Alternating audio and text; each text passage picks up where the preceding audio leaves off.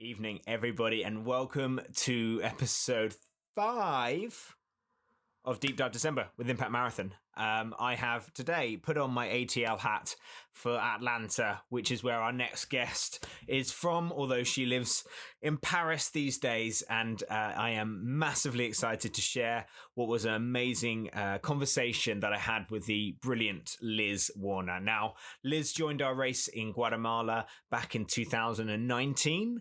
And it was all part of her project Run to Reach, which I'll let her explain about. Now, why I wanted to interview Liz was that we've talked quite a lot to our organizations. We talked to some social enterprises so far. And I wanted to show you something that's totally different, which is how do I start my philanthropic journey? It's quite a hard word to say. So when you go into philanthropy, you go in with the best of intentions. You go in wanting your money, your input, your ideas, your creativity, your skills to have an impact, to change the world. But it's not always as easy, and it can be very intimidating and overwhelming at first. Now, with Liz's project, she started working across the world with different gender equality organizations. And it was an amazing journey for her. She learned a lot. She felt overwhelmed at times. She's had huge successes. She's taken on that challenge of fundraising, which is such a scary thing for so many people. And as much as her journey involved her traveling to different countries and the travel and amazing running she did, what we wanted to talk about was something that she hasn't talked about loads publicly before, which is how those project visits, the money she raised, all of that, the philanthropy of what Run to Reach was all about. So here's Liz Warner. So Liz, joining us from Paris, how are you doing? I'm doing okay, Nick. How are you? I'm very good. I was trying to pick out a French wine but I didn't. I only have a Southeastern Australian Shiraz to be joining with you tonight. I'm sorry. You can't go wrong with an Australian wine, so that's more than okay. What do you have a wine tonight? What are you drinking? I do. So this wine is French because typically you're in Paris and they're still really good. So I'm drinking a Sancerre. So yeah, so I'm happy that we're just having this really relaxed wine catch up. Well, this is it. We've done momo eating in Nepal. We've done some sort of beer tasting as well. You know, it's a bit more interesting to relax. And I think that the whole point of these conversations, this Deep Dive December, has been around having the kind of conversations that I find most powerful have been the ones that have been relaxed and informal and not necessarily in a meeting with an organization or whatever, but these conversations where you just learn about someone's history and their story is so much more interesting than something too formal. Hence why 100% we're having the agree. wine.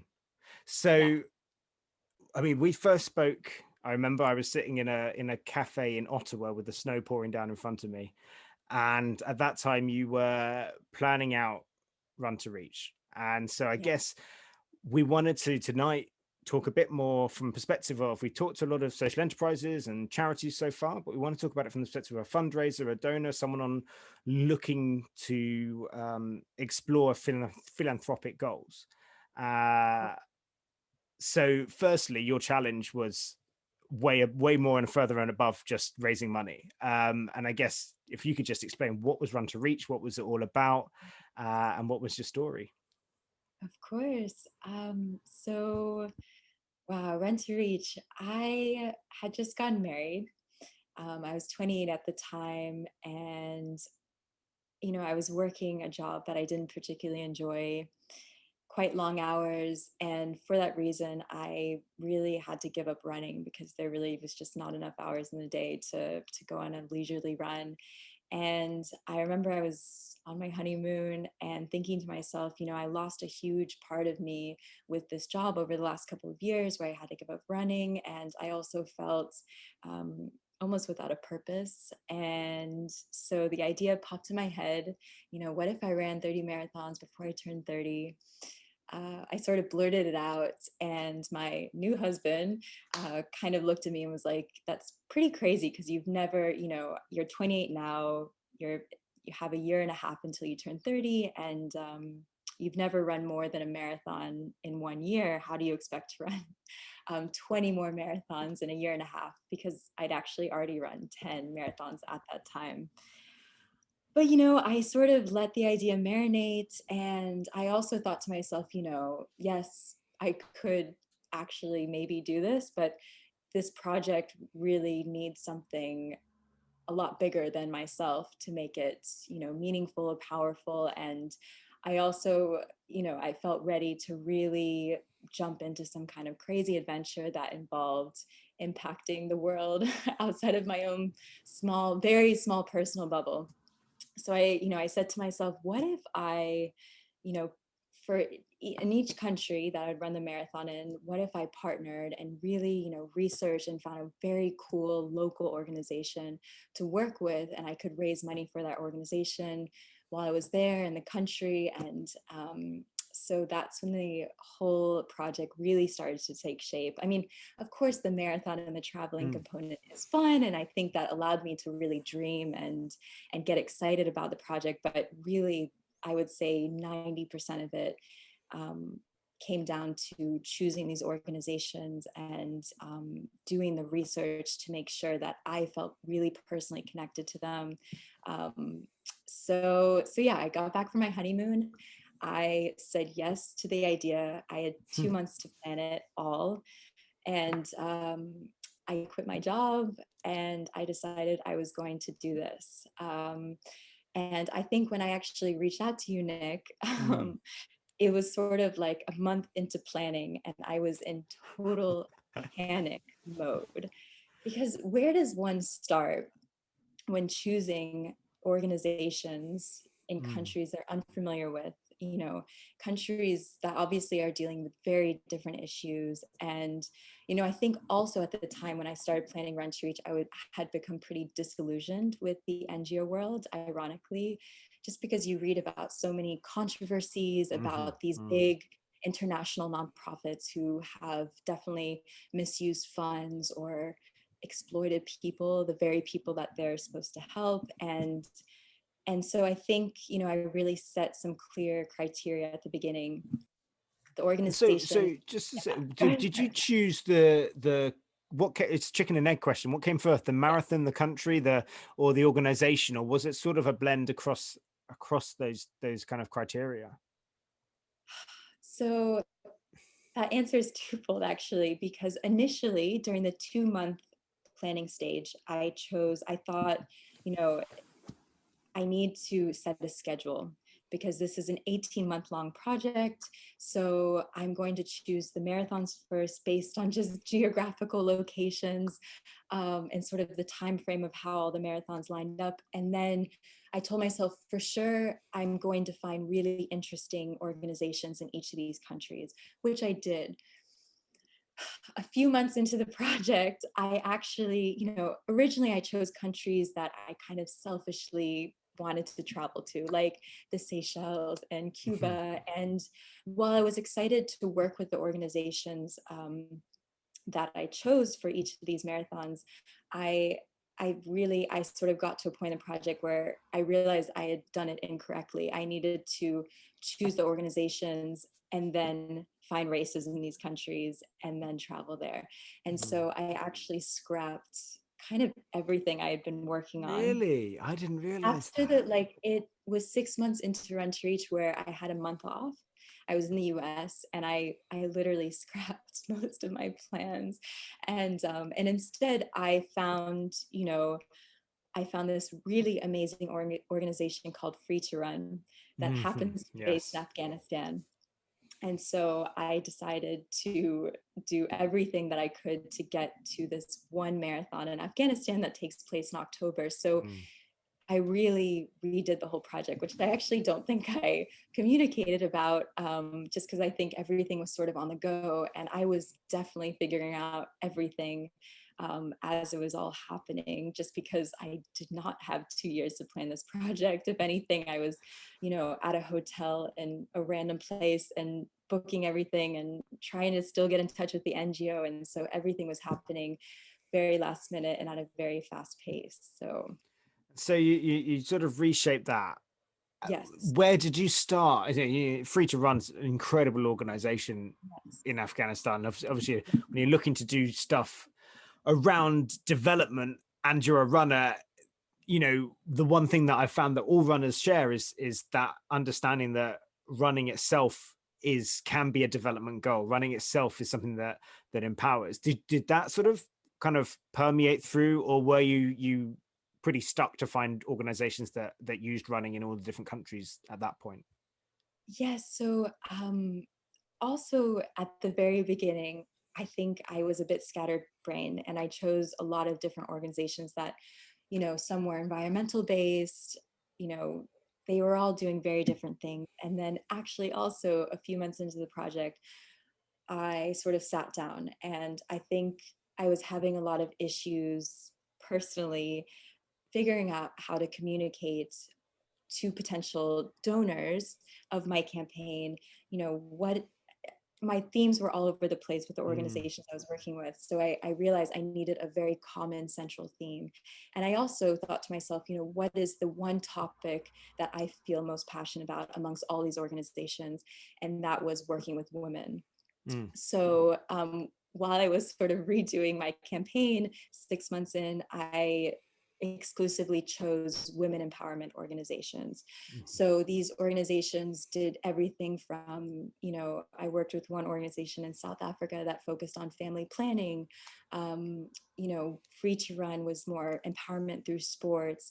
My organization in Cote d'Ivoire was, providing the resources for women to become entrepreneurs. And so they all did very different things, which it was nice that sort of all of these organizations fell under the umbrella of being women focused, but they were quite varied, which made it really mm, interesting for me because I obviously learned so much. And you know I personally believe it's not just empowering women through sport, it's sort of all these different components, providing healthcare, educational opportunities. It's this almost like holistic mm. um, requirements for women to really tear down the barriers that hold so many of them back. So, And yes. so, Yeah. was Google your best friend? Did you take recommendations from different organizations? I mean, we find this with Impact all the time. Is where do you, we always spend a lot of time like meeting as many people trying to work out what's the best organization. Sometimes you meet an incredible charismatic leader,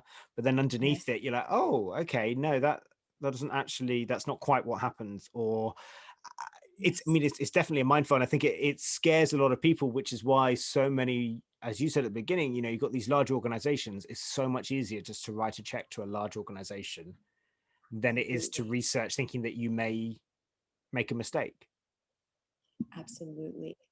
Um, when I was originally researching, I did find there's this great foundation called the Life You Can Save, and they kind of do the due diligence for you, where they have, I think, only maybe 50 nonprofits that they support, having done an extremely strict vetting system of how transparent the organizations are, a breakdown of exactly how much, how they allocate all of their funds. And so I actually contacted them Mm, originally and I was like, this is my project. I'm so overwhelmed. Where do I start? And I actually did end up working with a few of the organizations that they recommended because it is so overwhelming. You could spend 1,000 hours doing your research. And, the bottom line is you want to work with organizations that are transparent, and it's not to say a lot of these organizations don't want to be transparent, but they just frankly don't have the resources to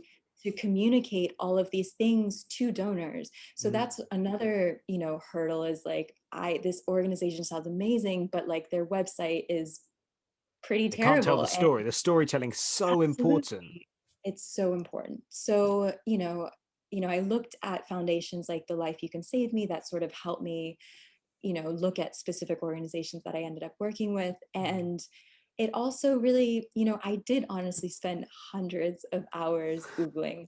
That's like the Yeah. honest answer too. And then reaching out to these organizations, I must have sent probably like at least 200 emails explaining my project. I needed them to get on board with what I was doing because I not only, of course, wanted to raise awareness and funds for them, but I wanted to go there. I wanted to meet them. I wanted to see their projects, not necessarily to volunteer my time with them, but to to showcase what they do Mm. and use.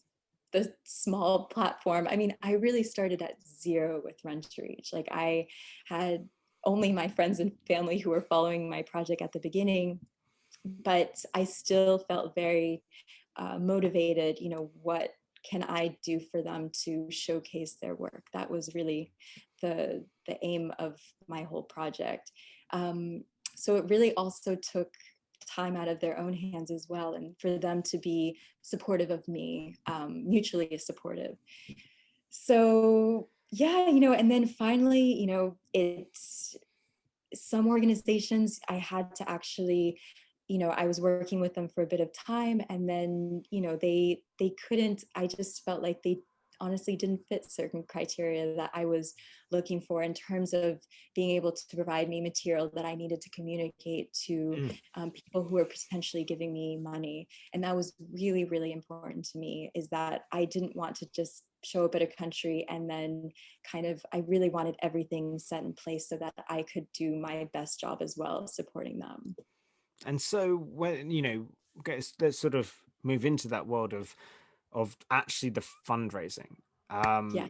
It's something that I know scares a lot of people. I know that firsthand. That's whether it's £500 or £50,000 or however much. And I know you had you've done how much did it end up raising in the end?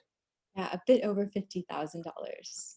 Which is amazing. And I think anyone who starts out on a fundraising journey, the idea that you could end up raising $50,000 is otherworldly, right? And so you just have to commend you massively for that. Thank you. It's just I guess what most people want to know is how on earth, yes, you've got an ambitious project, but how on earth do you begin raising that kind of out of money? On the sort of just the sheer logistics of it, but then also I guess the storytelling is a really important part of that. And how did you go about, where did your first donations come in from, and then how did you grow that? I mean, fundraising was like hands down the most difficult part of the project. It kept me up countless nights during the campaign. I think, of course, everyone's focused around the marathons. How did you physically do this, run all Mm, these marathons? And it was like, no, no, no. Like the marathons were the day off. But, I think, so I had these 2 months to plan Run to Reach beforehand, and I told a bunch of friends and family. And when I launched the project, I actually raised like a significant amount. I think maybe $5,000, and for me, that was the most I've ever raised. yeah. And so it felt really good. But actually, originally, I had this big fundraising goal of raising 100,000. That was my big goal. Not again knowing anything about fundraising, how it worked, the strategies involved, Mm, but I think what really actually helped is, as I was traveling and going to some of these places and meeting really interesting people, connections and networking did end up helping. mm, However, I did, say 6 months, even a year into the project, I definitely experienced donor fatigue, where I had asked every single marathon, which sometimes was like a week apart or 2 weeks apart. mm, And I think that was actually a, it was a blessing and a curse to work with so many organizations, because sometimes I felt, I was in this one country working with this one organization, pouring all of my energy into, shining light on their work and trying to get donors to contribute. And then I was immediately switching, the next day to a different country, a different marathon, a different organization. And so it was sometimes hard to, get people really invested in one mm. cause, even though they all sort of, again, fell under this umbrella theme of being women focused. But I think that was actually the most soul crushing part of the project. Was I would be at a marathon, I do the whole, communication campaign about what the NGO does, and then I would get maybe 3 donations because Mm. people had given the marathon before or were planning to give at the end. So, um, it was really tough. And then I also, because I had this big goal of having, of raising $100,000, I also thought to myself, 80% of my donations are largely through social media. If that's $5 or $10 or Mm, $20, how do I up this game? And so I actually spent maybe a couple months trying to get corporate, mm. donations to try to see if I could really get those Move the larger. needle a bit. Yeah. Yeah, exactly. And that in itself was pretty crushing because again, I just didn't have time on my hands, and I started from zero. I didn't start as a celebrity. I didn't start, as someone who had a massive following. And so Mm, it was kind of always this reality check. I contact these big companies to get them to donate, and they're sort of like, well, what's in it for us? And I yeah. think that was hard. And as much as for me, it's like, okay, I think I have a great story to tell, and here's this. I'm committed to finishing this project, but it's quite hard. These other components involved that when you go into a project like this, you're like, oh, this will be easy to get a few, Yeah. $10,000 donations from big corporate companies, but it's a lot harder than you think. So that was the And yeah. you talk to Nick Butter and his 2-year journey, and yes, there's a logistics council flight, all of the different things, but he will say the same, exactly the same. It's just like trying to raise money for, and he only had the one cause that was a really simple cause to understand when it comes to prostate cancer in men, and it's like that still is draining. And it's, I mean, is it like, I certainly think this is the case for me when I've gone out fundraising, is it hard to separate that from the personal element? If people aren't donating, it's like, oh, is that because people are fatigued, or is it because they just don't like me, or have I selected the wrong charities? I mean, where were those thoughts going at that time when things were a little bit more difficult? I I think, I actually had a huge breakdown. I would say 3 quarters into the project for that reason. I was like, you know, what am I doing wrong? I think around that same time when I had like a pretty bad panic attack, I had spoken to an older man who had also done crazy challenges around the world, all for fundraising. And he was a very nice guy, but he raised close to $250,000 in 1 year, and was just, telling me again that it was mostly from $20 donations. And I sort of got off the phone with him and I was like, what is wrong Mm, with me? What could I be doing more? I think I also, it made me really insecure. I'm not a super um extroverted person. Like, I don't have this large personality where I go on and I'm just this, like, I don't have a salesperson personality, I mm, guess is what I'm trying to say. And so I really second guessed myself, do I need this type of personality to make my campaign successful and to fundraise as much money as I feel like I should be fundraising at this point? And so it really came down to a lot of self-doubt, and I mm, became very self-conscious of doing it the wrong way. And again, because I had this looming massive fundraising goal kind of over my head, and at many points during the project, I felt like a failure if I didn't reach this, which sounds ridiculous, but I think when you just have this idea, and it's even more than the goal. Like, I felt like I wanted to raise this money so badly for these organizations, as mm, much awareness as I can raise for them with the communication and campaigns, etc.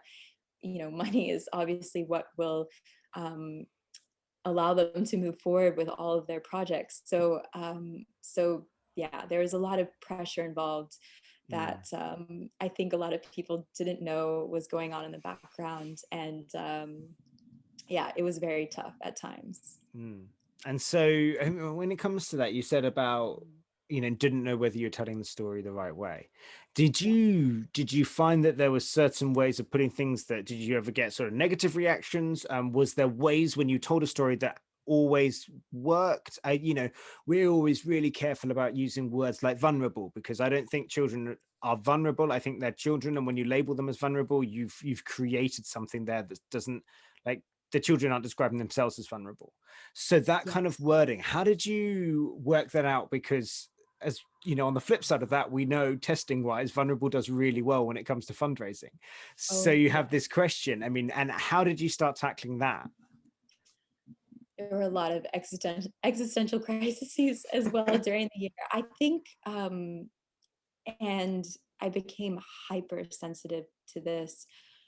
I did not want to portray myself, obviously social media was a huge component of how I spread the message of my project and these organizations.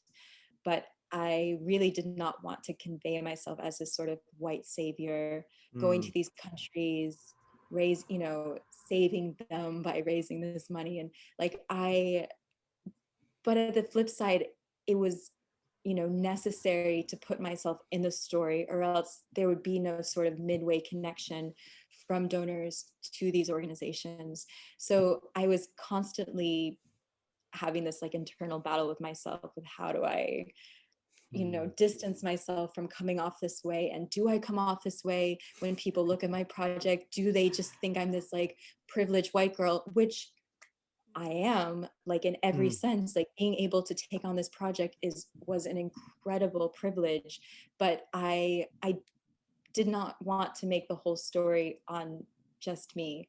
And sometimes I would almost get repulsed by my Instagram because I look at it and I would be all over the page, but it was sort of this necessary evil that you really have to go back and forth. And I developed a pretty big complex around the whole issue. And but going back to your sort of that whole notion of using the right wording when you're communicating about NGOs. I think at one point I created this whole communication plan. I would mostly get it validated by the organization before I posted. And I remember one organization, I often use the word beneficiary, and they were like, no, please never use that word. The aid, the development world is evolving, and we tend to use, if you talk to any NGO, a lot of NGOs are using the word members now. So very subtle, terminology, obviously, that again, I don't know all of these things, but it really was just sort of a learning opportunity for me. And it does make you reflect, obviously people respond, donors respond to images and wording, they're very sensitive to that. But I think it is more important to remain as sensitive as possible to the organizations you're working with, and especially, the people that they're also supporting. It's a constant, I think, a constant challenge amongst all charities as well, of like, how do we tell our story without it being undermining the people that we're trying to support, or the goals that we're trying to look for, and how do we get people to relate to our story? And I remember sitting with, who's the former head of UNICEF UK, and he said there is simply no better way to do fundraising than to take people to projects.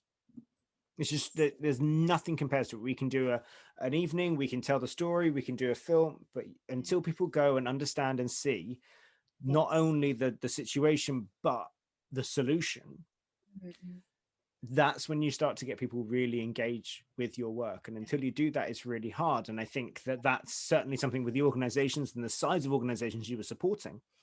It's very hard to get people to come and visit the project. Is there's a lot more to that. And then also there's how you visit a project with nuances of visiting a project and understanding what was actually seeing and how were there any projects which you felt super engaged with, and conversely, I guess no, actually, let's just focus on the positive here. Like what are the projects, when did you see it done really well? What are the marathons that stick in your head when it comes to this was an incredible project visit?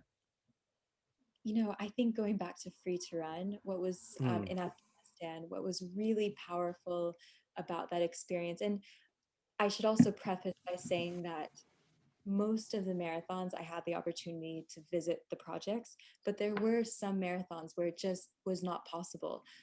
If, for example, I did a marathon in Yemen and I could not personally visit the projects because they were in conflict zones, or the organization I worked with in Zimbabwe, you're just not allowed to have one-on-one contact with the beneficiaries and seeing their projects. So it was kind of, I say that, but free to run. I spent about 10 days before the marathon with the actual women, the Afghan women runners. And so what was really just so special about that whole experience was kind of just shifting my whole perspective. Obviously I had a lot of expectations coming into Afghanistan, working with Afghan women. I'm not going to lie, I had sort of an image in my head that these women would be, in a way kind of timid and really, cast under the shadow of living in a very conservative, regressive society. And I think what were the most kind of eye-opening experiences for me is just being completely shaken. And in fact, these Afghan women runners were fierce and confident and were extremely cultured. And, they all were coming from very different backgrounds. They weren't just coming from families that allowed them to go to school. Like they all had their own individual challenges. So I think it was, obviously going to projects and seeing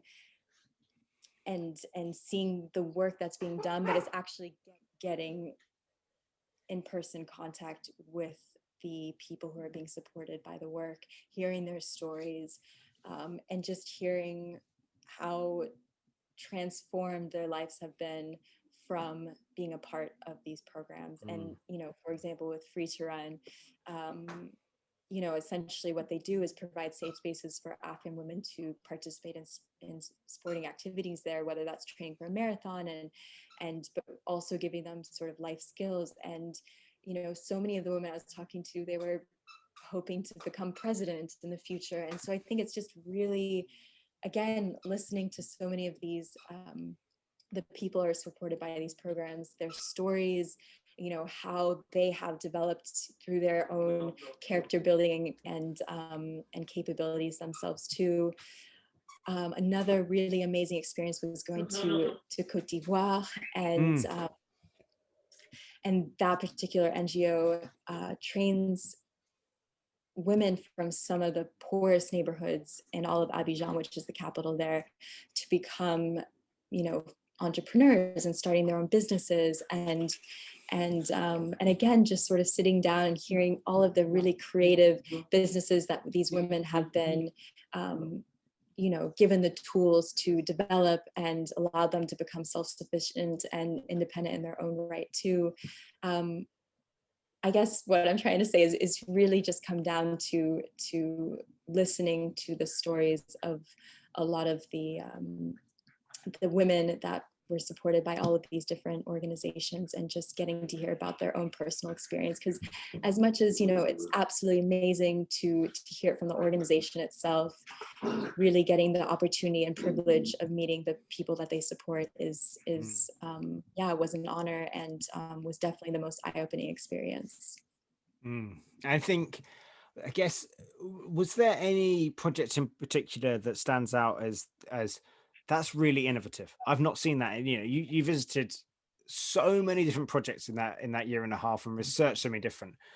Is there one that stands out as, they're seeing this in a completely unique way and I love it? Like that is something that can transpose across nations, or even just that's something that's just so perfect for here, I don't think it'd work anywhere else. But so what were the sort of innovative ideas or ones that you would never have thought of?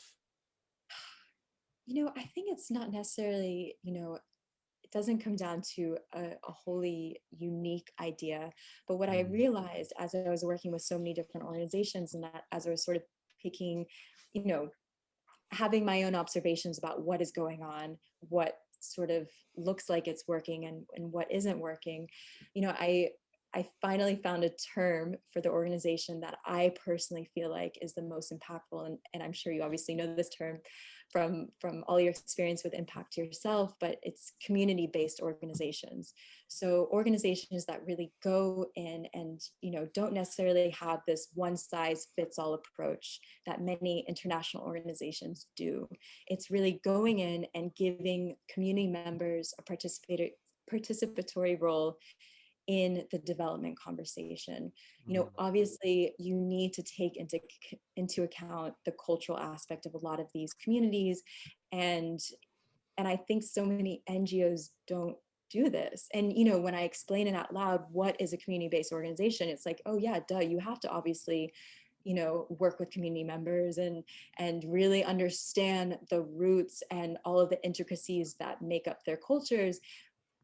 But the truth is, a lot of big organizations really don't do this, and they spend thousands, hundreds of thousands of dollars on a project, and then when it comes down to launching it, it doesn't take off because all of the beneficiaries or the members don't even understand what it is, because it just doesn't fit into the cultural fabric of the societies themselves. So I think, while it's not necessarily all the organizations I work with, I'd have to really, there probably are very unique projects that I came across, but sometimes it's like, oh my gosh, I work with 20 different organizations. But I think in their own ways, they really, all of them, including CEDES in Guatemala, they really are working with community members, not just, telling them you should do this, but actually listening to their desires and how can we, build their capabilities, make these programs sustainable. And in that, I honestly feel like that's a very unique, system that any NGO could offer. And it's more rare than you would imagine. I think it's super. I think about this one project on the north coast of Colombia that I visited when we were looking at a race there, and it was working with former members of the paramilitary terrorist networks who have continued the war for 50 plus years in Colombia. And they took me along, and I sat down in a really small room. I had to go through 3 levels of security to enter this room. And I was sat with a group of ex-paramilitary soldiers who have all reformed and have tried to integrate themselves back into society. And it's absolutely the most intense, eye-opening, completely changed focus, because post-conflict is a whole different topic that we is not something we want to go into now. But what we're looking at is these people. He was saying, when I was 17, I was given a watch to join in, so I did, and then I was given something else, and I was given some money, and I had no job opportunities. So this was like, it wasn't that I had some political belief here. This is just obviously where I was going to go, because I was getting something, whereas I wasn't getting something from society. And now I go to an interview and I feel, and this is a very intimidating man to sit down with, and he's saying, I feel so insecure. I'm scared talking to you because I know what I've done. I know that past. And so that whole process of post-conflict, I found it so fascinating, because it's so easy to develop concepts, but until you talk and understand and listen to what it's actually like for someone who's trying to reintegrate to society and understand that side of things, how on earth can you develop a program? How on earth can you develop a program that fits the fact that someone who is an ex-soldier would feel insecure? Because that's not something that comes to mind when you describe someone like that. You wouldn't think that man is going to be scared sitting in a room with a small Greek man, right? Like, but he is. And he is when he goes to an interview. And he is because he knows at some point when he interviews for a job, they're going to ask him about that. Right, and so he's got that stigma. Yes. And so that's so, that when you talk about that community-based thing, I think it's something that's like, as much as I'm a big fan of trying to make sure that we're changing government policy wherever it's possible, it still has to be started from that community-based understanding and listening, and not labeling. Yes, absolutely. Yeah. And I really feel, to me, that's the future of development, is how do we scale down these, and it's not to say these huge INGOs like UNICEF or they're not to say that their work has not been absolutely amazing, and they haven't changed countless lives. It's just that, you know, I think us as individual donors, as myself doing Run to Mm. Reach, I do feel like it's necessary to do your research and to really, you know, find the NGOs that are going the extra mile in including and sort of this cultural element, this community element in their work. Because again, and especially doing my research, and I think it's hard because I'm not obviously an expert in this field. And that's also something I'm putting, that it's a big, Mm. you know, factor in all of this. But I do think, you know, I am still an individual donor. I do still want to contribute my time and money towards these organizations. And I think it is really, really important to make sure that there is a huge community focus level in the work that they do, Mm. or like And it's really involving the community. and Absolutely. how did you, when you say research, we talked about the foundation before that gives you those kind of ins or ideas or concepts. Did you focus on anything academic, theory of change, these kind of things, or were you, as you said, you're learning? And I think that's why I really wanted to talk to you, because for the majority of people, Yeah. the understanding the intricacies of what makes good philanthropy, what makes good giving, how to maximize your donation, Yes. majority of people for sure, watching, listening, would struggle to know where to start with that. And even after a year, 2 years, would probably still be like, the more I know, the more I feel I don't know. And that's certainly been with my journey in it, is the more that I've focused in on one country, the more, I've completely missed the impact of 36 years of civil war in Guatemala. I see that it's there, but it's only really in the last month I've suddenly gone, oh, hold on, yeah, I now start to see how that's affected things in reality. So what would be your recommendation, your number one, looking for community-based organizations, but how would you then advise someone to go about a project like this, or even just looking into their own philanthropy and how they donate? I think you really need to start, and you know, this is an issue for a lot of people, but I think you need to first figure out what cause do you feel personally and frankly, maybe even emotionally connected to, because I think you do need to have this strong tie if you're going to really invest your time into the research. And um, and I think again, there's so many different causes out there. I think as the world operates now, we have a million things to do at any one point. Sometimes we lose sight over that one thing we really care about beyond what's Mm. in our immediate, what's right in front of us. And so I would say start there, find your cause. What are you passionate about?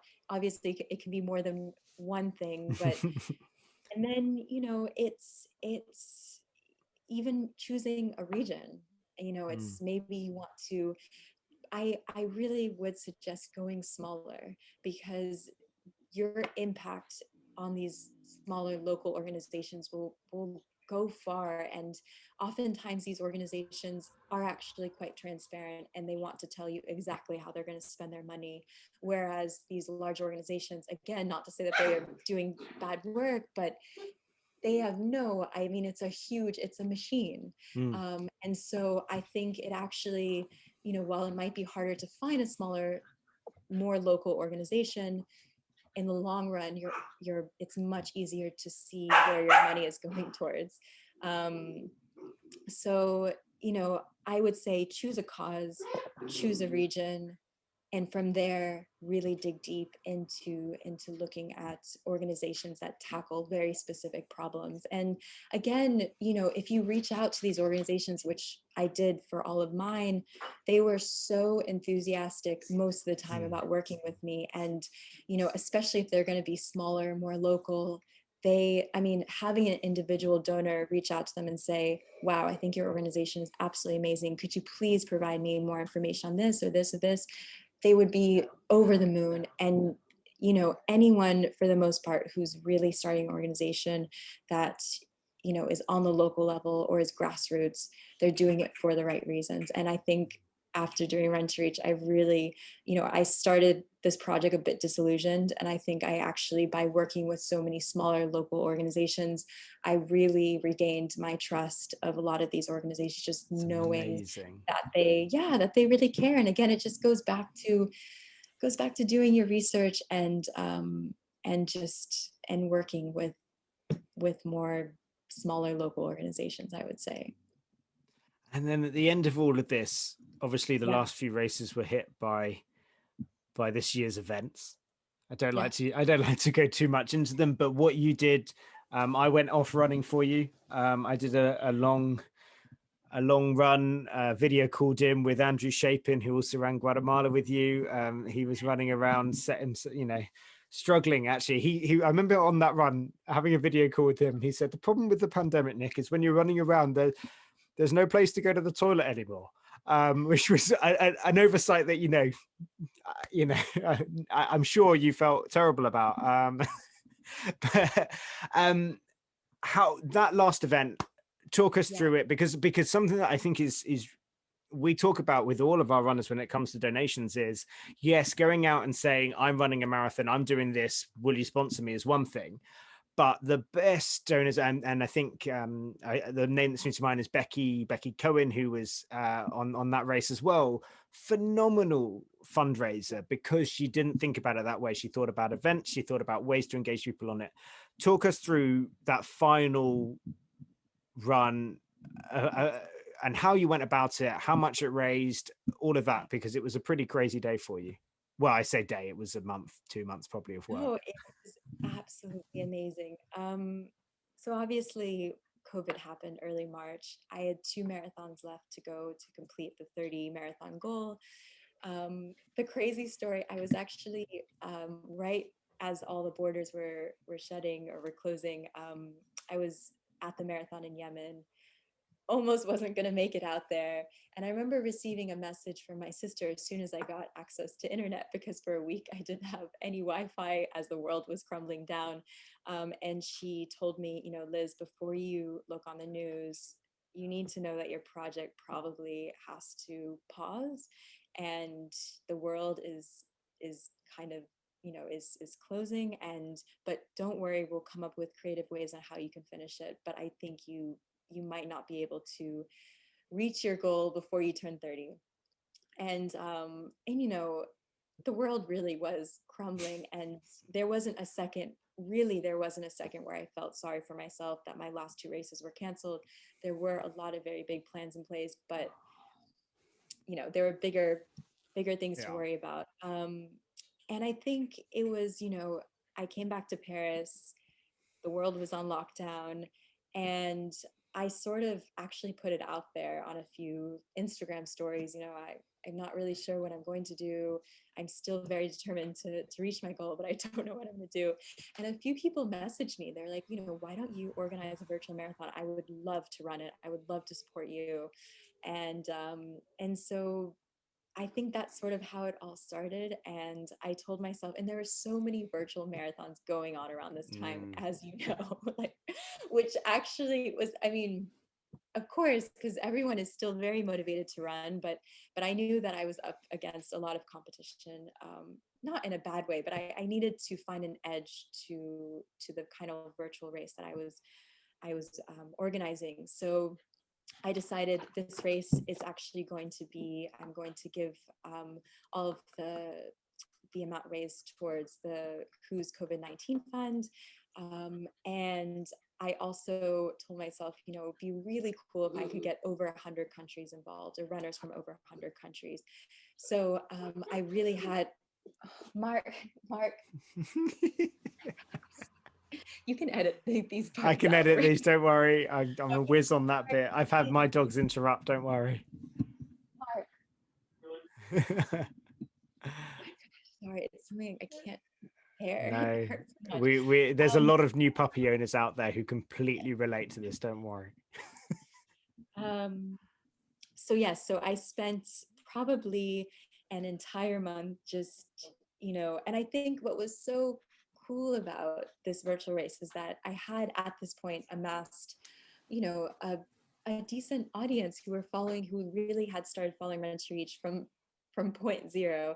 And here I was, my project was sort of, all over the place. And I sort of put it out in the world, would you run this big virtual race with me? And immediately had this, again, it was sort of going back to feeling so self-conscious about fundraising and why am I doing this? No one's actually following this. No one really cares. And then the response once I launched this virtual race, to have people around the world join me for my 29th marathon. There were many highlights of this project, but I think it was truly the most incredible thing to have come out of it. Again, just connecting with runners in Bhutan and the most random countries, Burkina Faso, Djibouti, and just seeing them really excited to run my virtual race. I was sort of like, what? Like, it was almost imposter syndrome to the extreme. And with that, I raised the most money out of any marathon, which was close to, I think it was 14 or 15,000 just with that marathon alone. And again, that was mostly like $20 donations. So that was absolutely epic. And I think throughout the day, sort of my Instagram was blowing up of people running that marathon. I mean, you running the marathon in Wales, and it's a hilly runners day. all over the world kind of uniting for this one cause, which was fighting against COVID at the end of the day. Like, yes, there was my project, but that particular marathon was, sort of this global fight of, what all of us were experiencing. So I think going back to fundraising strategies, it's exactly what you said. You need to allow potential donors to feel personally, really, personally involved with your project, and to also, I think the key was really raising money for a cause that everyone was invested in. It wasn't something that you needed to sort of educate yourself about. It was something that everyone was going through. So that was an absolutely hugely powerful moment in the whole project. And I still, when I think back to the last few months of Run to Reach, it was a beautiful silver lining in everything. I mean, you did an incredible job, because it is, and a virtual race sounds like it's easy. I think they're more stressful and harder than an actual race, is my experience of putting on a virtual one. And, at the end of the day, I was personally, especially since I had this big goal of getting 100 countries involved, I sent so many personal DMs to people I did not know, literally begging them to sign on board. And I think that was actually, I think probably one of the most time consuming aspects of it. Obviously getting people signed up, but getting people I actually don't know in very far countries to get them signed up. And but I'm still in touch with a lot of people I ended up reaching out to, and I'm probably actually going to go visit someone in a few months in Senegal. So again, it's really about the connections. And when you take on any kind of project like Run to Reach or Impact Marathon, launching Impact, you never know what's going to happen or who you're going to meet. And especially, having all of these races being all over, I think that's what's just obviously so special and powerful about running itself, is that it's just transcends borders and political issues. And I think with this big virtual race, it really was just a celebration of all of that.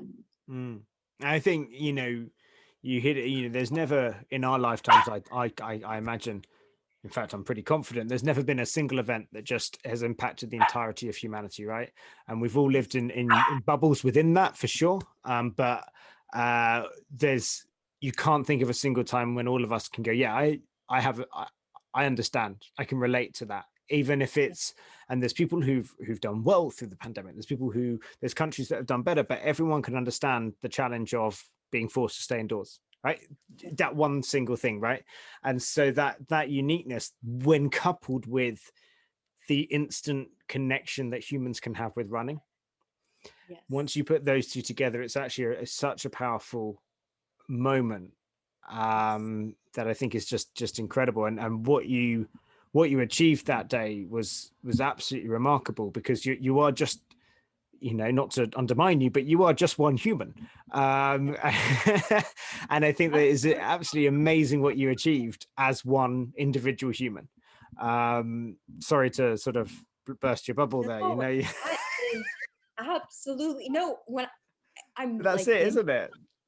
no, I think the day of the race, I almost like had to put my phone away because I was like, oh my God, this is so overwhelming. I am just one person, and just to see the level of excitement, I was like, well, how can anyone be that excited about a virtual race? But Yeah. everyone was, and but again, I think that just comes down to the beautiful, and sometimes I think I look at what I'm doing. This project is around running. Running is literally just going outside, putting one foot in front of the other, and then you look at, you look at impact. You look at Mm. all of these incredible, not just my own, not just French Reach, but so many personal projects around the world are just, the central theme is running, but then it just Mm. grows from there, and that's just, And we yeah, saw what it's Danny did last week with Run, and oh my God, you know, insane. And like, it's just, again, I think what is so special too is that while it is very difficult to get runners from every single country in the world to mm, participate in a virtual race,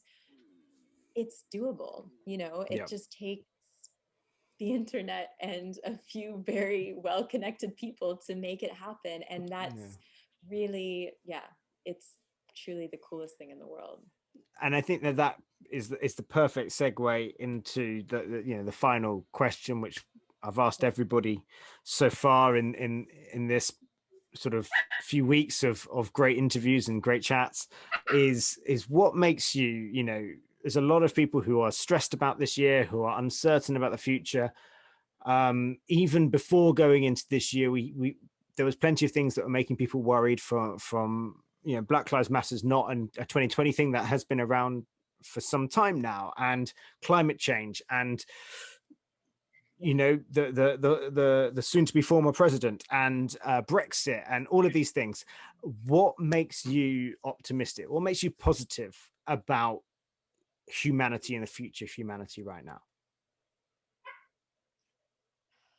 I do believe that, more than ever, there are a large number of people who are trying to become enlightened in their own way on these topics that have been largely ignored for tens of hundreds of years, such as racism and even climate change. And so I think there is, because of the internet being so accessible to a large number of people, not everyone, there is sort of this huge sense of empowerment now where people can take it in their own hands, including myself. How can I, learn more about the development world just from Google? Like I Mm, didn't get a master's degree, even though sometimes I wish I had. But and so I just through my project and having to figure out a lot on my own, I do believe that there are a lot of people like me, not sort of putting myself on a pedestal, but that feel empowered to educate themselves and to do anything they can as one individual to make the world, quote unquote, a better place. I think, especially just meeting so many really passionate people about, doing that very thing, being one person and doing whatever small or big thing that they can to make an impact on the world. Um, yeah, I just have a renewed sense of hope for humanity mm, just through these individuals that I've met, because I really think it takes, it all it takes is one person to sort of have this ripple effect on others. And so yeah, I think there, if you look at the news, obviously it's just drowning in negativity, but that's the reality. It's mm. not a 2020 thing. I think that's, it always kind of bothers me when people are like, oh, this year has been terrible. This year has been terrible for the world at large, but like it's been pretty bad for many specific countries for a long time, and so I Yeah. kind of get annoyed because I'm like, yeah, it's been bad for like the Western privileged world, but like what about all these other countries that have been suffering for forever now? But yeah, I think it just goes back to meeting really incredibly passionate people that are dedicating maybe not necessarily their entire jobs, but even just time on the side of investing in a cause or investing in an organization that are doing really amazing things. And I feel like that's what's giving me hope is being is meeting these really inspiring people that are doing really big things. And I think I love the fact that the more that you've learned about the different organizations, the more inspired you've become. And the fact that you started out this conversation saying you went into this, you know, concerned about charity. You went to this sort of suspicious, maybe, or not suspicious, the wrong words, you know, just questioning. And come out of it going, actually, that there are some incredible people in this world, and in every country you're finding good people fighting and making progress and genuinely making progress. And it may not always look like it from the outside, and it may not be linear, and some organizations will have taken a back step, other organizations may have jumped forward. All of this is just the progress is not linear. And I think that's just but the people that are on the front line, they're continuing all the time. Right. Yeah. And I personally feel a sense of huge responsibility to use whatever I have to back them up. Right. Absolutely. And that's really exciting. And those, you know, if we continue to do that, as many people as possible continue to back up those who are forging forward in their communities, then there's every reason to be optimistic. Absolutely. I could not have put it better myself. You did put it better. I think you did put it better yourself. No, but absolutely echo everything you said. And you know, I also think this project really also made me sort of question, you know, what is keeping some of these organizations back? You know, why are people giving to more organizations over others? And so I think, you know, there's also, for me, my background is in communications. I was always working in marketing before Run to Reach. And so I think I really came out of this project, even in my own capacity as an individual. How can I continue to support organizations by providing the skills that I have and enabling them to communicate what they do in not in a better way, but in a more, I guess, appealing way that could get people to that can grab their attention, and that could essentially translate into donated dollars. So I think there's also that element too, is, you know, for me personally, I feel like I've questioned, you know, how can I continue Run to Reach, but how can I personally continue NGOs with the skills that I have, or with the background that I have, that could sort of help them in any small or big way too. Amazing. Thank you so much for taking the time to chat and to talk through things from, you know, I've listened to your other podcasts, and it's been so running focused, and I wanted to delve into the other side of things, and hear that journey from today all the way back to a Skype call from Atlanta to Ottawa, back. Which is wild. Back. I remember thinking when you responded to me, I was like, oh my God, he responded. He must be so busy, and he started this really amazing organization. Like I also remember where I was when I received your response. So I'm glad that the stars aligned. We traveled to Guatemala together, and thank you, Nick, so much for your support. No, thank you.